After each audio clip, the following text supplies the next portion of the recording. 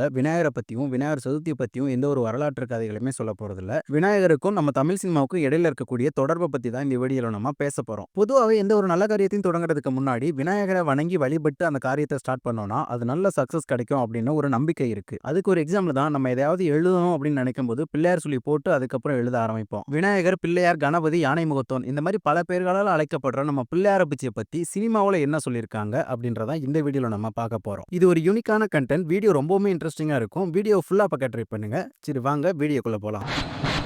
கலக்குறா கலக்குறா தமிழ்நாட்டை கலக்குறா கொடுக்குறா கொடுக்குறா தாதை அள்ளி கொடுக்குறா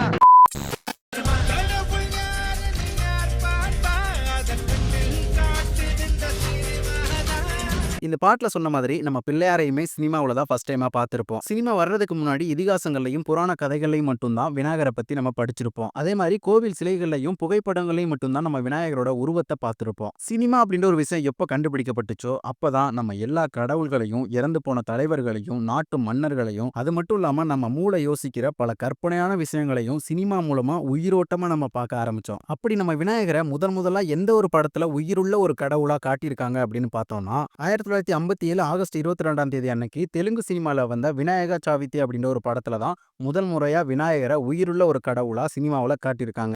இவர்தாப்பா உன் தந்தை. நமஸ்காரம் அப்பா.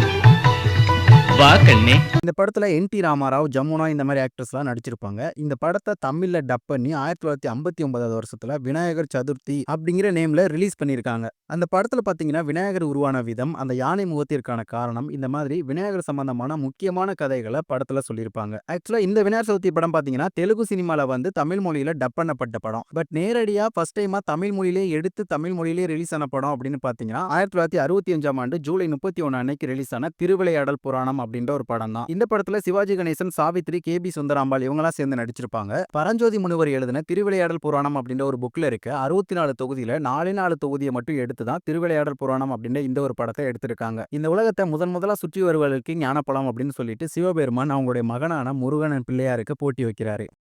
உங்கள் இருவரில் இந்த உலகத்தை யார் முதலில் சுத்தி வருகிறீர்களோ அவர்களுக்குத்தான் இந்த ஞானப்பழம். நம்ம முருகன் உலகத்தை சுத்த போயிடுறாரு. நம்ம பிள்ளையார் மட்டும் அம்மா அப்பா தான் தன்னோட உலகம் அப்படின்னு சொல்லிட்டு அவங்கள மட்டும் சுத்தி வந்து அந்த ஞானப்பழத்தை வாங்கிக்குவாரு. இது வந்து உலகம் அறிஞ்ச ஒரு ஃபேமஸான கதை. இந்த கதையவே நம்ம சினிமாவை பார்த்து தான் தெரிஞ்சுக்கிட்டோம். அடுத்து 1972 வருஷத்துல வந்து அகத்தியர் அப்படின்ற ஒரு படத்துலயுமே விநாயகர் பெருமானை காமிச்சிருப்பாங்க. இந்த படத்துல பொன்னி நதியை தன்னோட கமண்டலத்துல அகத்தியர் அடைச்சு வச்சிருப்பாரு. நம்ம பிள்ளையார் காக்கா உருவத்துல போயிட்டு அந்த கமண்டலத்தை தட்டி விட்டு அந்த பொன்னி நதியை மறுபடியும் பூமியில ஓட செய்வாரு. நீ என்ன உமையொரு மகனாக விளங்கும் ஈசனுக்கும் முதல்வனோ? அப்படித்தான் வைத்துக் கொள்ளுங்களேன். வீண் வாதமா செய்கிறார்.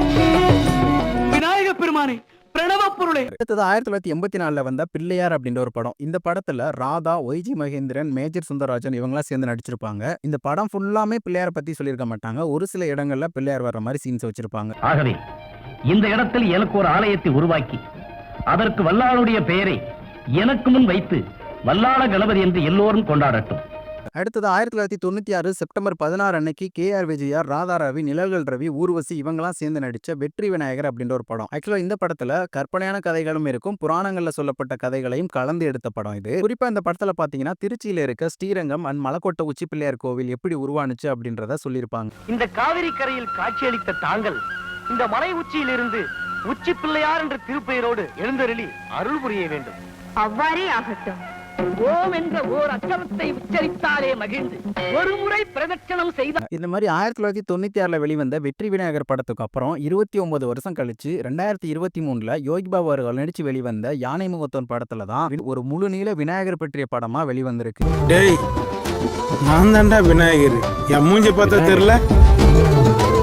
இத மாதிரி படங்கள் மூலமா நம்ம மக்கள் பல கடவுள்களோட கதைகளை பார்த்து ரசிச்சாங்க. ஒரு கட்டத்துக்கு அப்புறம் விநாயகர் வேஷம் போட்டு விநாயகரை பத்தி எடுக்கப்படுற படங்கள் எல்லாமே கொஞ்சம் கொஞ்சமா குறைய ஆரம்பிக்குது. சொல்லப்போனா ஸ்டாப் ஆயிடுதுன்னே சொல்லலாம். சோ அதுக்கப்புறமா அந்த படங்கள்ல பிள்ளையார் வேஷம் போட்டு நடிக்காம பிள்ளையார் கோவில் சிலைகள், பிள்ளையார் புகைப்படங்களை மட்டும் வச்சு படங்கள்ல சின்ன சின்ன சீன்ஸ் மூலமா விநாயகரை இப்போ வரைக்கும் கொண்டு வந்துட்டே இருக்காங்க. அப்படி எந்தெந்த படங்கள்ல யூஸ் பண்ணிருக்காங்க அப்படின்னு பார்த்தோம்னா கமல் அவர்கள் நடிச்சு வெளிவந்த சலங்கை ஒலி படத்துல கமல் சார் டான்ஸ் பண்ணுவாரு. அந்த டான்ஸ் பண்ணதுக்கு பேக் டிராப்ல பாத்தீங்கன்னா பெரிய விநாயகர் சிலை இருக்கிற மாதிரி காமிச்சிருப்பாங்க.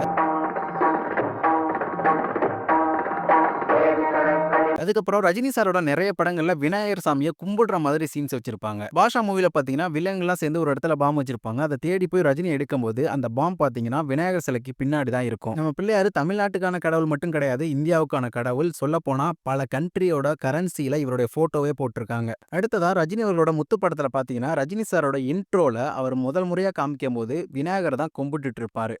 எல்லாரும் எப்போ மன நிம்மதியோட எந்த தொந்தரவும் இல்லாம சந்தோஷமா இருக்கணும்ப்பா. சேம் அதே மாதிரி படையப்பா படத்துல வர்ற வெற்றி கொடிகட்டு பாட்டுலயுமே அந்த பாட்டோட ஸ்டார்டிங்ல விநாயகர் சாமியை கும்பிட்டுட்டு தான் இவர் அந்த மலைகளை உடைக்க ஆரம்பிக்கிற மாதிரி சீன்ஸ் வச்சிருப்பாங்க. அடுத்ததா சில வருடங்களுக்கு முன்னாடி வெளிவந்த காலா, இந்த படத்துல மும்பைல இருக்க தாராவில தான் ரஜினி இருப்பாங்க. அந்த ஏரியாவில் விநாயகர் சதுர்த்தி செலிப்ரேஷன் டைம்ல அந்த அட்மாஸ்பியர்ல சில கதைகள் நடக்கிற மாதிரி காமிச்சிருப்பாங்க. குறிப்பா சொல்லணும்னா நம்ம தமிழ் சினிமா மட்டும் கிடையாது, இந்திய சினிமா ஃபுல்லாவே எல்லா பெரிய நடிகர்களும் அவங்களுடைய படங்கள்ல விநாயகர் சதுர்த்தி செலிப்ரேஷன் டைம்ல கதைகள் நடக்கிற மாதிரி ஒரு சீனாச்சும் வச்சிருக்காங்க. அடுத்ததா சேம் ரஜினி சார் மாதிரியே தளபதி விஜய் அவர்களோட படங்கள்லயுமே நிறைய சீன்ஸ்ல விநாயகரை யூஸ் பண்ணிருக்காங்க. ஃபர்ஸ்ட் பாத்தீங்கன்னா துள்ளாத மனமும் துள்ளும். என்னால ருக்குக்கு பார்வை போனதை விட நான் தான் அதுக்கு காரணம்ன்ற உண்மையை சொல்லாம இருக்கிறது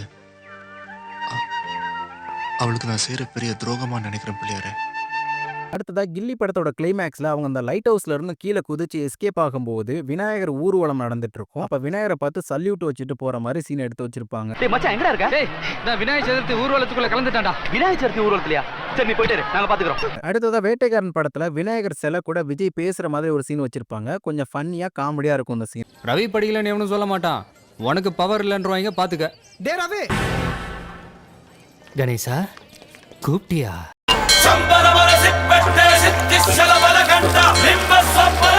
இந்த எல்லா படங்களையும் விட இந்தியாவிலேயே மிக பிரம்மாண்டமா எடுக்கப்பட்ட மிகப்பெரிய பிளாக் பஸ்டர் படமான பாகுபலி படத்துலயுமே பெரிய விநாயகர் சிலையை வழிபடுற மாதிரி ஒரு சீன் வச்சிருப்பாங்க.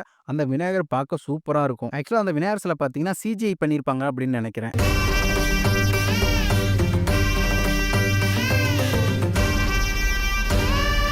இது வரைக்கும் பார்த்த சீன்ஸ் எல்லாமே ஹீரோ ஹீரோயினுக்கு வச்ச சீன்ஸா பார்த்தோம்.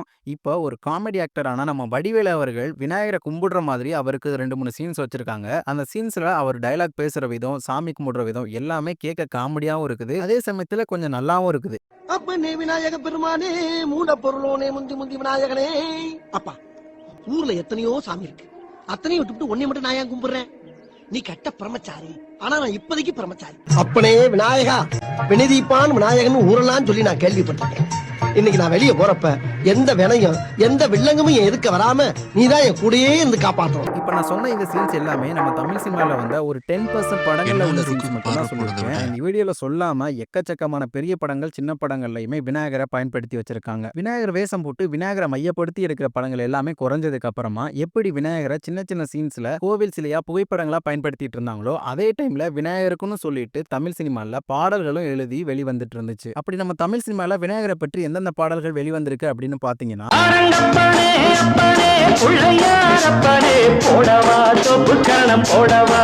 இந்த பாட்டுல காட்டுல இருந்த யானை குட்டியை அம்மாட்ட இருந்து பிரிச்சு கூட்டிட்டு வந்துருவாரு. அந்த யானையை இவர் வளர்ப்பாரு. அந்த யானைக்காக இவர் பாட்டு பாடுற மாதிரி இந்த சாங்கோட சிச்சுவேஷன் அமைஞ்சிருக்கும். இந்த பாட்டு உண்மையிலேயே சூப்பரா இருக்கும். அதுலயும் குறிப்பா பார்வதி பெற்றெடுத்த செல்லை பிள்ளை அப்படின்ற வரிகள் ரொம்பவுமே அருமையா இருக்கும்.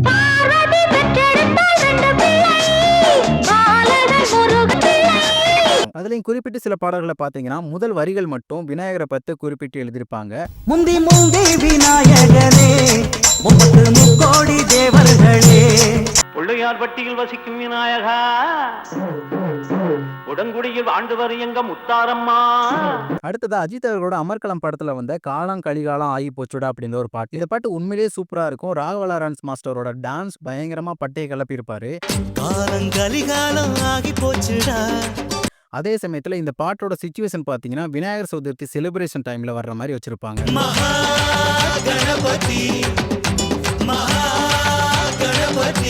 இதே மாதிரி அஜித் சாரோட வான்மதி படத்துலயுமே வந்த பிள்ளையார்பட்டி ஹீரோ நிதப்பா அப்படின்ற ஒரு பாட்டு இருக்கு. இந்த பாட்டுக்கு தேவா சார் தான் மியூசிக் போட்டிருப்பாங்க. ஒரு நல்ல ஃபோக் சாங்கா கொடுத்திருப்பாரு. இந்த பாட்டுல வர்ற ஒரு 80% வரிகள் விநாயகரை குறிப்பிட்டு மட்டுமே எழுதியிருப்பாங்க. பிள்ளையார்பட்டி ஹீரோ நீதான்ப்பா, கணேசா நீ கருணை வச்சா நானும் ஹீரோப்பா. அடுத்ததான் அன்னை காளிகாமல் படத்துல வர்ற கணே கணே கணே கணே கணேசா அப்படின்னு ஒரு பாட்டு. எப்படி நல்லா பாடுனா,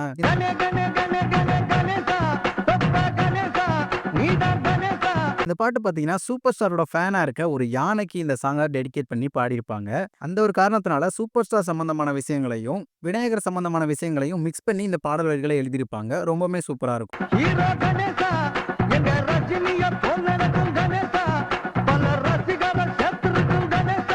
அடுத்ததா உடன்பிறப்பு படத்துல இளையராஜா சாரோட மியூசிக்ல வாலியை அவங்களோட வரிகள்ல வந்த சாமி வருது வழிய விடுங்கடா விட்டு வெடிங்கடா. இந்த ஒரு பாட்டு விநாயகர் சதுர்த்தியா இருந்தாலும் சரி, விநாயகர் சம்பந்தமான எந்த ஒரு நிகழ்ச்சிகள் எந்த ஒரு விசேஷங்களா இருந்தாலும் சரி, ஆல் ஏரியாலையும் இந்த ஒரே ஒரு பாட்டு தான் எந்த ஊரா இருந்தாலும் ஒலிச்சிட்டு இருக்கும். அப்படிப்பட்ட ஒரு மாஸ்டர் பீஸான சாங் தான் இந்த சாமி வருது. சின்னஞ்சிறு மூஞ்சோறு மன்னவனின் பூந்தேறு இந்த பாட்டுக்கு முன்னாடியும் சரி, இந்த பாட்டுக்கு பின்னாடியும் சரி, விநாயகருக்குன்னு சொல்லிட்டு இவ்வளவு அருமையான ஒரு பாட்டை யாருமே இது வரைக்கும் கொடுக்கல. அப்படியே கொடுத்தாலும் இந்த ஒரு பாட்டை அடிச்சுக்கவே முடியாது.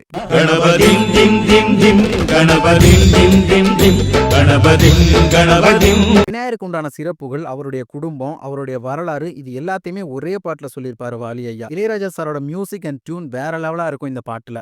பாலகன் வடிவேலவன் அவன் மூத்தவன் எங்கள் கணபதி. இந்த சாங் உங்கள எத்தனை பேருக்கு ரொம்ப பிடிக்கும் அப்படின்றத கமெண்ட்ல சொல்லிட்டு போயிருங்க. நெக்ஸ்ட் சாங் பாத்தீங்கன்னா நம்ம தளபதி விஜய் அவர்களோட வில்லு படத்துல வந்த ஹீரோ என்ட்ரி சாங்கான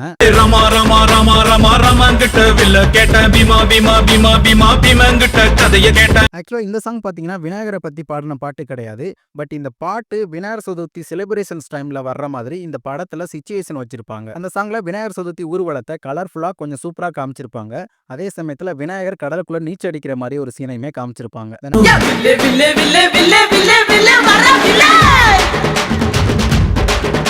அடுத்ததா நம்ம அஜித் சாரோட வேதாளம் படத்துல வந்த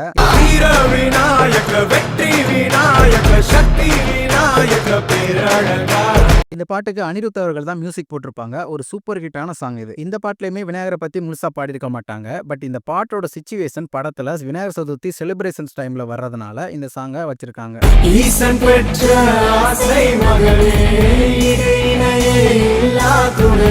இப்ப நான் சொன்ன சாங்ஸ்ல உங்களுக்கு எந்த சாங் பிடிக்கும் அப்படின்றத கமெண்ட்ல சொல்லிட்டு போயிருங்க. இந்த மாதிரி சினிமாவுல பிள்ளையார ஒரு கடவுள் சிலையா வச்சு பாக்குறாங்க. சில பாடல்களை விநாயகரை பற்றி பாடியும் சினிமாவில் வைக்கிறாங்க.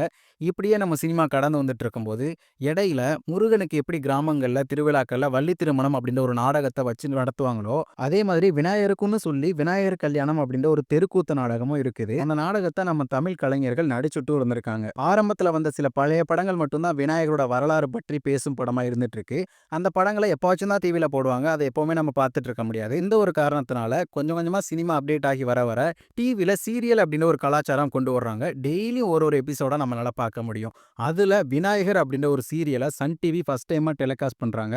அதன் மூலமா விநாயகர் வரலாற்றை டெய்லி மக்கள் அவங்க வீட்ல இருந்தே பார்க்க ஆரம்பிக்கிறாங்க. அதே மாதிரி இன்னொரு சேனல் பேர் தெரியல. பட் அந்த இதுல கணபதி வருவாய் அப்படின்ற ஒரு சீரியல் மூலமா விநாயகர் வரலாறை சீரியலா டெலிகாஸ்ட் பண்ணிட்டு இருக்காங்க. இப்போ எல்லாருமே விநாயகரை பத்தி நம்ம தெரிஞ்சுக்கணும் அப்படின்னா இந்த ஒரு சீரியலை டெய்லி நம்ம பார்த்தாலே போதும். இதன் மூலமா நிறைய பேருக்கு விநாயகர் பெருமான் பற்றிய கதைகள், வரலாறு எல்லாமே தெரிய வாய்ப்பு இருக்கு. நம்ம விநாயகர் பற்றின கதைகளை சீரியலோடையும் நிறுத்தல. இதுக்கப்புறம் என்ன பண்ணிருக்காங்கன்னா, சின்ன பசங்களுக்கு சீரியல் பெருசா புரியாது. அந்த ஒரு ரீசனால கார்ட்டூன் அண்ட் அனிமேஷன் மூலமா சின்ன பசங்களுக்கு விநாயகர் கதைகளை கொண்டு வந்து பாலகணேஷ் அப்படின்ற ஒரு நேம் வச்சு ஒரு சீரிஸ் உருவாக்கி அந்த சீரிஸை இப்ப யூடியூப் சேனல்ஸ் அண்ட் டிவி சேனல்ஸ்ல டெலிகாஸ்ட் பண்ணிட்டு இருக்காங்க. உங்கள் மிரட்டலுக்கு நான் அஞ்ச மாட்டேன் முனிவரே, பணிவுடன் சொல்கிறேன், இங்கிருந்து சென்று விடுங்கள். என்னை அவமதித்து விட்டார். ஸோ இதன் மூலமா சின்ன பசங்க முதற்கொண்டு விநாயகர்னா யாரு, அவர் எப்படிப்பட்டவர், அவருடைய கதைகளை பத்தி தெரிஞ்சுக்கிறதுக்கு, வரலாறு பத்தி தெரிஞ்சுக்கிறதுக்கு ஒரு ஆர்வத்தோட இருப்பாங்க. ஸோ ஓவரால் பார்த்தீங்கன்னா ஒரு புராண கதையை எழுத்துப்பூர்வமா புத்தகமா உருவாக்குனாங்க. விநாயகரை பத்தி புத்தகத்தின் மூலமா கதை சொல்றதுல ஆரம்பிச்சது